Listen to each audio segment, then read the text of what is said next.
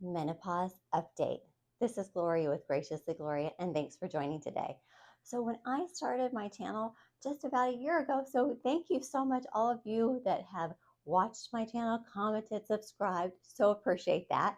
But wanted to share with you an update what has happened over the past year with my menopause journey and my menopausal hair loss journey, and give you the latest scoop.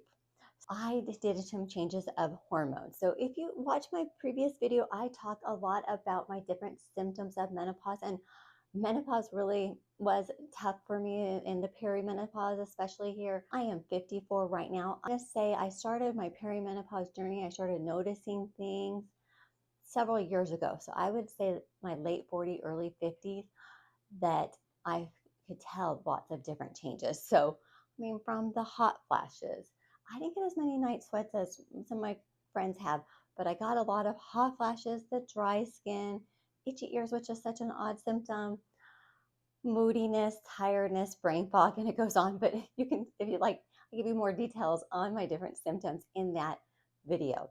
But let's talk about what I do to tackle it. So I am a big fan of hormones. Now, I know that not everybody is a fan of hormones. I feel like each woman needs to make that decision for herself, and that she should educate herself on the different things that she can do to help her symptoms improve and what research is out there. There was a study that was done so long ago, it's really antiquated, and there's much more new research that shows the safety and efficacy of the hormones and taking that hormone replacement. Again, I'm not a doctor, so I'm just sharing what I have learned and my own personal opinion with you, but I really do believe each one of you should make your own choice for your own health. So initially I did some supplementation and to see if that would help, but then I did start the hormones. So I was on, first off, I did the birth control pill, and then because I was having a lot of bleeding, found out luckily that was not uterine cancer, but and got a biopsy. So that's a whole nother little bit to this journey. But then I did the estrogen patch. And I thought that was helping me. And I did notice some different symptom improvements. The thing about the patch, I put it on my upper hip area, and you can put it, I think it's a few different places for the estrogen patch, but I like to take a nice warm bathtub and go in the pool and the ocean, things like that. So I was concerned about it coming off. Some people put like a little protection over it as far as like a waterproof bandage, but so that's, some people do that kind of thing. And I would change the hormone estrogen patch twice a week. Now, if you have a uterus, your gynecologist will likely recommend to you to take progesterone along with the estrogen. And so I initially started with a 100 milligram progesterone. Take that at bedtime because that's supposed to help with sleep. And it's also supposed to help with the uterus. And so that's why they make you take the progesterone if you're going to take estrogen. But this is mine now. It's the 200 milligram. And I had switched, I think pretty soon after I started the progesterone, I had switched to the 200. I think initially I had like some kind of sore breast, kind of almost PMS symptoms. Once my body got used to it, I've been fine on this level of progesterone. But that is something that your healthcare provider can help you work with the level of hormone replacement that you need and customize it. I do hope that you have a doctor who is well versed in it. And if you don't, there's different online resources, for example, MIDI Health. I haven't used that, but I've heard a lot of good things about MIDI Health. So that would be a resource for you to check out. So like I said, I was on the estrogen patch and taking the progesterone, but I was also noticing some other symptoms. Like I said, I got some different symptom improvement, but then I still felt like I had a lot of brain fog, was really tired, lacking energy, and got my hormones tested, found out that I was really almost a zero of testosterone. Now that was really interesting because I didn't realize, actually, I guess I was naive about this. I didn't know that women also had testosterone. Maybe you didn't know that either. So we have testosterone as well as men, but we just have it in a much lower level. So we do want some testosterone. We do not want it to be a man's level. But then I talked to my doctor about getting some testosterone hormone replacement. So I switched from the estrogen patch to a pill that I would take in the morning, and it was estrogen and testosterone together. And then I did the progesterone at night. And again, you want some level of testosterone to help you, and it can also help with things like muscle mass and sex drive. So there's a lot of different things that testosterone can help you with, but you don't want it to get to replace at a man's level, and then you start having other symptoms like facial hair growth and things like that. So I would check into that if that's something of interest to you. Now, guess what? I made some different changes this year as far as my work goes, which was happy to make that life change. I have a whole video about different changes in life and making different decisions. And so you might check that video out. But was excited to take on a new work challenge. But with that, I did go on to my husband's insurance. I had such excellent insurance at my last company. But to say that then I had to switch some of my what I take for my medication, because guess what? This new insurance didn't want to approve it. Would have been an easy thing if they just saw my doctors give me this different medicine. Let's just keep her on the same medicine, but they did not approve it. Here's the thing about testosterone. It's not FDA approved for women, which is ridiculous because women have testosterone. There's so many different combinations out there for men to get hormone replacement for testosterone, but not for women when we actually have testosterone. Now, luckily, there's a lot of different ways to get your estrogen, and so those are approved. So I did get estrogen approved and switched this year now to what's called the DB gel. And so this is just a little gel that I squeeze out in the morning, and I put that on my thigh area, and you're supposed to switch each thigh a different day. Like do this one and then that one, and then go back and forth and rub that in. Now here's the thing I would tip about that if you tried this. It does take a little bit of time to set, so you don't want to put on your clothes right away. And then they do say to wash your hands before and after. And if you had of it on your hand, then just don't touch it like a pet or a baby or something like that without washing it off your hand first. So had to switch to that. Now, here's what happened there. Because I'm in the middle of switching my hormones, I still stayed on the progesterone. My hair started falling out more in the last couple of weeks. And I'm like, oh my goodness. So I think it might take some time to rev up in my system and increase the level of it in my system. So I'm hoping that hair loss is going to stop, because that happened to me a few years ago where it was falling out in chunks, and that was due more to COVID and some different personal stresses going on at the time. I feel like this recent hair loss that's happening, more than just like the regular hair thinning, is related to I'm switching different medications now because of the insurance approving it or not approving it. So I'm doing the DV gel, and then I did put in a appeal to try to get to stay on my old one, and then that was denied.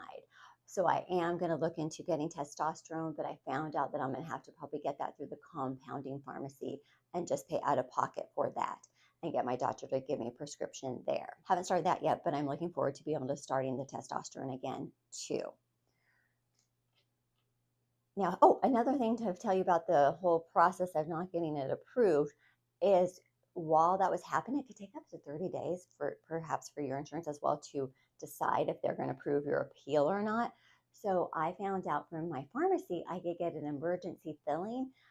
So I got like 2 weeks, and so just paid for that just 2 week portion, and then did it once more for another 2 weeks so I could have it for that whole month. And sometimes your pharmacy will, I think your pharmacy might approve something like that too, if you need to get like an emergency refill of a smaller portion of medicine. So that's just a tip there. That was through CVS that I got that done. So the reason I really believe in hormone replacement is it helps not only my symptoms, but through the research I found that it helps with other things. Having, for example, the estrogen in your system, it can help with things like lower your risk of osteoporosis, Alzheimer's disease. And so those are also really important to think about your overall health, not just the symptoms that you have of menopause, but your overall health and how you had all these hormones when you were younger, and you're just putting back what you had before.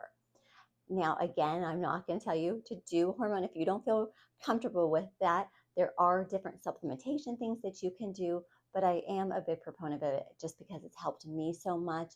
And I do feel confident for the research I've done that it was a good choice for me. There are so many different doctors out there of great resources. I will put them below, like Dr. Mary Claire, Dr. Susan, Dr. Barbie Taylor. There's so many out there that are on the forefront of women's health, and I've done the research, and women doctors themselves going through menopause themselves. And so they have really put some time and effort to advocate for women.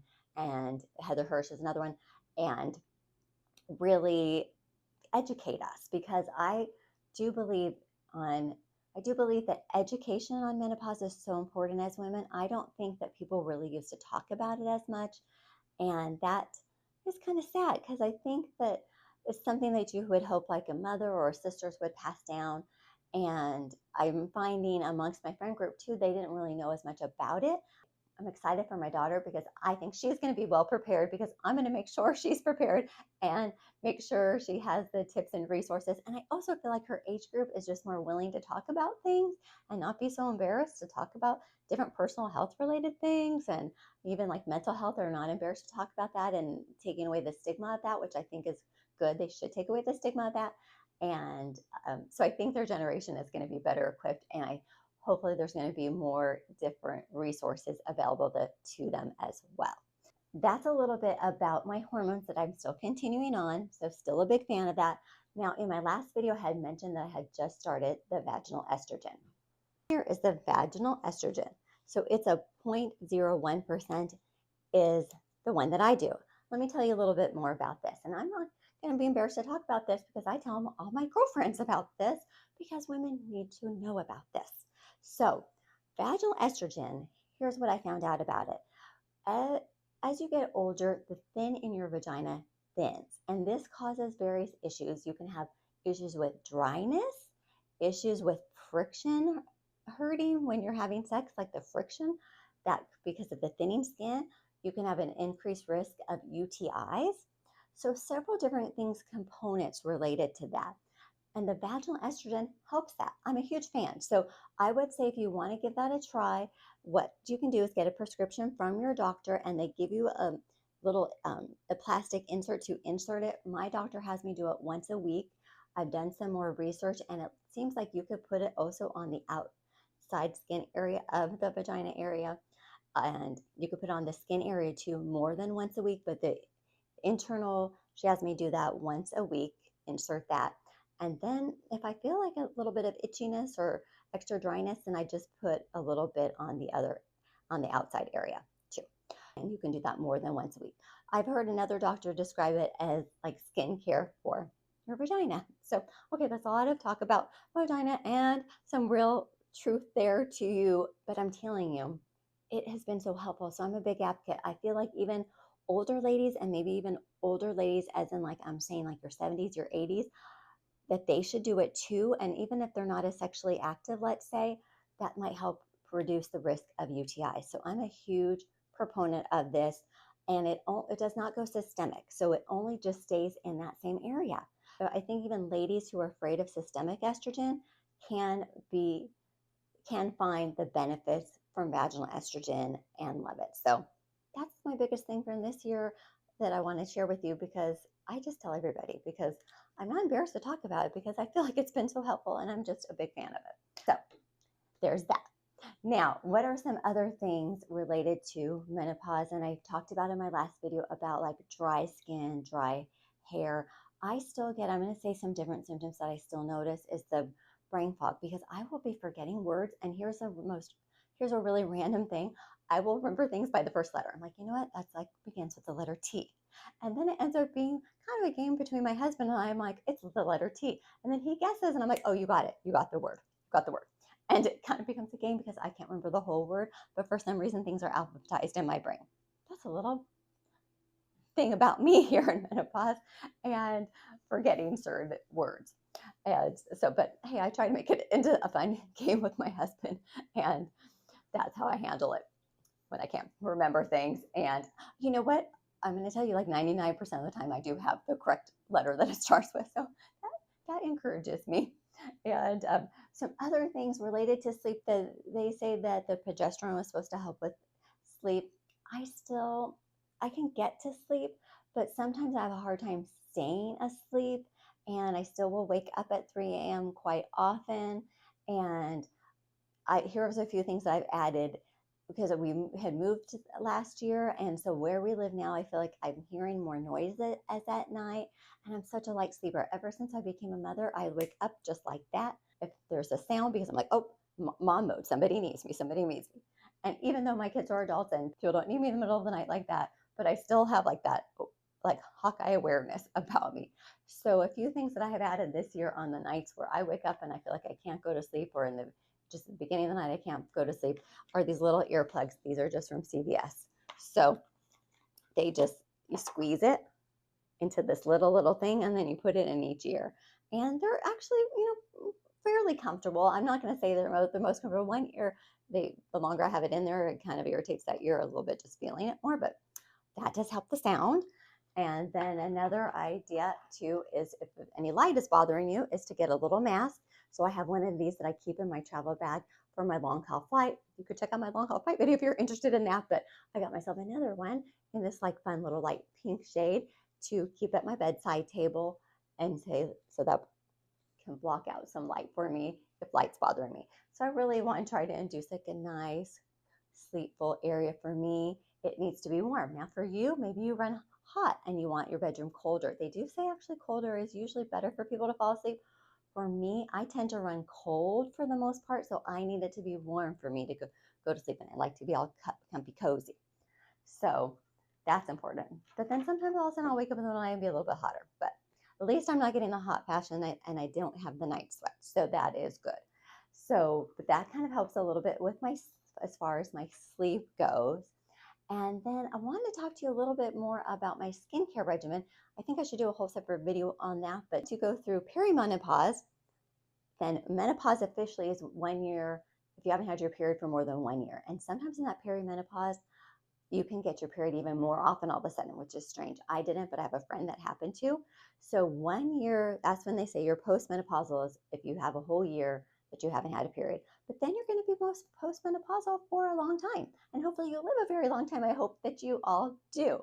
So you're still going to have, it's not like you're going to magically like, waha, all the symptoms have gone away because you're postmenopausal. No, then you're just considered still like a menopausal woman, and want to think about those things like thinning skin, the wrinkles that are happening in your skin, the dry skin. So a couple different things I want to share with you there without going through all of my skincare routine, but I'm going to give you like the heavy hitters. So I don't like to gatekeep here. That's why I like to share with you what's working for me, because I think that I share this with my friends, and I feel like you are my friends too. So I want to give you all my tips. Tretinoin, I use the lower strength. It's the 0.25%. It does come in a higher strength, but I have such sensitive skin that I like to stay at the lower strength. And you just put a pea-size amount. You do want your face to be dry. Your doctor may suggest, or I'm going to suggest for you, I do get this prescription from my dermatologist, to just put it on every other night. And you could put some night cream on top if you have especially sensitive skin or your skin is drying, and it will have your skin peel more often. So I like to put the moisturizer on top. So the tretinoin is going to help you. They do have some online companies that make the tretinoin where they add other ingredients, and I did use that, but I feel like so much more expensive, and so I just like to use the tretinoin separate myself, and then I put my CeraVe PM, which has niacinamide, as my nighttime moisturizer. I also really like the one by Caudalie, and I use that some nights too. So tretinoin increases your cell turnover and collagen production. So that's why tretinoin is something you'll want to use long term if you're going to try to use this for your skin. And it's for the long haul, and you're going to see more change and improvements over a longer period of time. So it's not going to be like, oh, you just put on for like a week or two or even a month or two, and you're like, wow, everything's so much better. It is like a long game. And my dermatologist did explain that to me. So I am understanding that. So the other thing, though, that I heard about this year is, what about estrogen on your face? So I first had asked my gynecologist, because I had been talking to her, and because I had an appointment with her, and I said to her, I like to use my vaginal estrogen. What about getting another one and putting that one on my face? She said she didn't know as much about it, but then I asked the dermatologist, and then she said she thinks it could help me, and she doesn't prescribe it, but she recommended. Muesli is an online resource where you can get the estrogen for your face. There's also aloe. There's a couple different ones. And then they have practitioners on there, I think, that have you answer questions to be able to get your prescription. So that is something I'm going to try at some point here. But what I did is I just ordered an extra one of my vaginal estrogen, and I keep that one. This is actually that one. And then I keep that one over by my skincare, and I've been putting in that estrogen on my face. So what I do is I put the estrogen first on my face, let that set, then I put the tretinoin, and then I do my night cream, the CeraVe PM. And you can I would say let the estrogen set a little bit, like maybe put that on and do something else like brush your teeth. Or if you have like other lotion you put on your body at night, that kind of thing, like do something else while it sets and then put the tretinoin on. Estrogen for your face, some research shows it helps things like improving hydration, skin thickness, and elasticity. So I'm thinking that's good. I'm going to give you my results later because I've only been doing this now for a couple months, but so far I am liking it. So putting that on my face with the tretinoin. I feel like these two could help a lot with that thinning, dry skin. But some other things that I do in the morning, I'm a big fan of various serums. So I've used this Timeless one for quite a while. I like the Timeless, the vitamin C. And what I do is I put it on my hand right here. You want your hands to look better and not see all that aging. So I put it on my hand, and then I pat on the vitamin C, and then I put on the Matrixyl 6, and same thing, I put it on here and then pat it. And that one I actually put under my eyes and on my eyelids, and also put that on my neck and my chest area with this one. And then I use the CoQ10 serum. Same thing as the Matrixyl. Put it on my eyes, tap it under my eyes, tap it on my eyelid, tap it on my neck and my décolleté. I use that CeraVe PM even during the day. So I will put that on after the serums.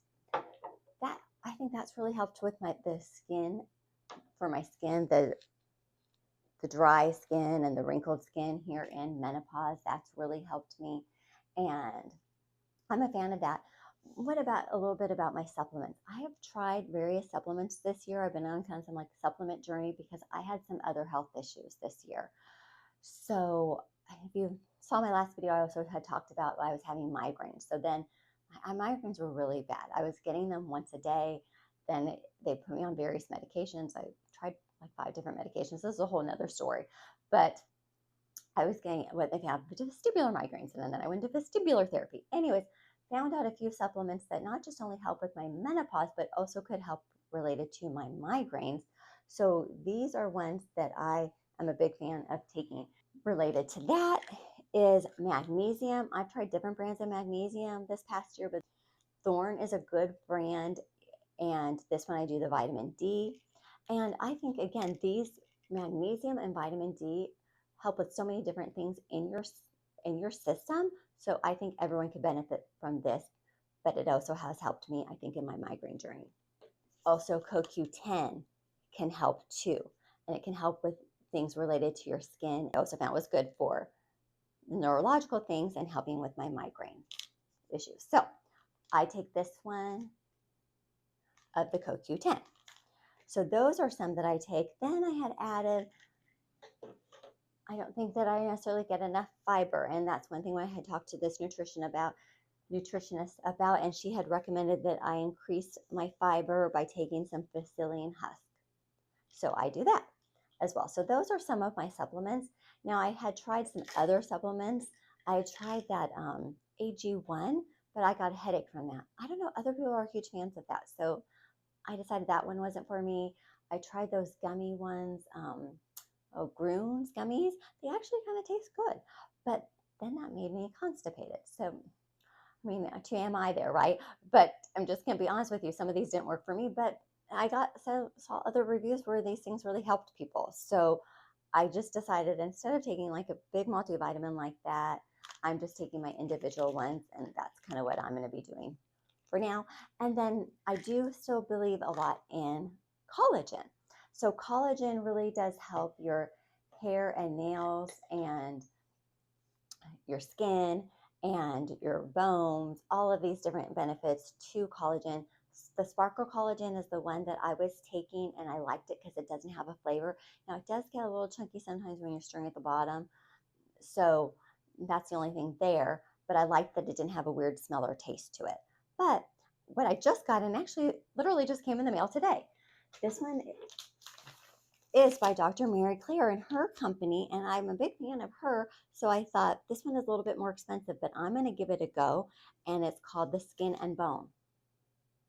And this one is the collagen powder, and it says it helps your skin, hair, nails, and bones. So it has collagen protein and versol and fortibone, and it says it's gluten free. And so I have not tried it yet. So I'll have to give you guys an update what I think of it. Now, again, it was a little bit more expensive, but I decided it's worth it to try it. And the other thing I wanted to say to you, it's important to get out there and move, because not only can that increase your endorphins, but increases your dopamine levels, your serotonin levels, helps with your bone health, some impact there. I'm a fan of the rebounder. I have a video that you can watch about my rebounding, and just getting out, I think, and getting some fresh air, going on a walk is great. I rejoined jazzercise this year, so that has been super fun. I'm also a fan of yoga. I'm a fan of just putting on some fun music and dancing. Like tonight, I'm actually going to go see some live music with some friends. So it's just fun to get out there and enjoy yourself at this time of life, and taking up some hobbies. I have a video that's about what to do now if you're an empty nester, and encourage you to get out there and do some hobbies and just find things that you enjoy and that are uplifting to you in this time of our lives. So that's kind of the latest on my menopause journey, ladies. And just know that you are not alone in menopause. And I think we can be a support system to each other. Go ahead and put in the comments for me what you help the most in this menopause journey, and share that with others, because I feel like it's so great to learn from other people what's working for them. And again, I hope you have a great doctor out there who is helping you on this journey. And if you don't, I would say look into that MIDI health. I'd encourage you to do that. And I find that the more you get educated about menopause, it's empowering. And a funny thing I wanted to say to you, what are those? Oh, it's called We Do Not Care Club. And I saw that on Facebook. And oh gosh, that girl is hilarious. And she is so funny. So she is just fun and says the funniest things about different things, the different things with ladies in menopause. Like, we don't care about this, and it's funny. So we need some humor and some fun here in this journey too, and make it a little bit lighthearted, not so serious about like, oh, we're going through all these things, just because I feel like there's a camaraderie with women, and we need to feel like we're not alone in this journey. So I am wishing you all the best, ladies, and I'll kind of keep you posted as different things change for me and share with you what I find. And you all take care.